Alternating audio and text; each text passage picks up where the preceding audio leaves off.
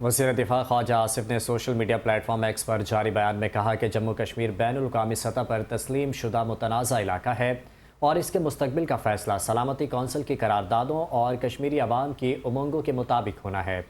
انہوں نے کہا کہ بھارتی بیانات قانونی حقائق کو سیاسی پروپیگنڈے اور دھونس کے ذریعے مسخ کرنے کی ناکام کوشش ہیں، جو نہ تو زیر قبضہ جموں کشمیر کی متنازع حیثیت تبدیل کر سکتے ہیں اور نہ ہی خطے کے امن میں کردار ادا کر سکتے ہیں۔ خواجہ آصف نے الزام عائد کیا کہ بھارت کے پاکستان پر بے بنیاد الزامات اس کے مبینہ ریاستی سرپرستی میں دہشت گردی کے ریکارڈ کے باعث ناقابل اعتبار ہیں۔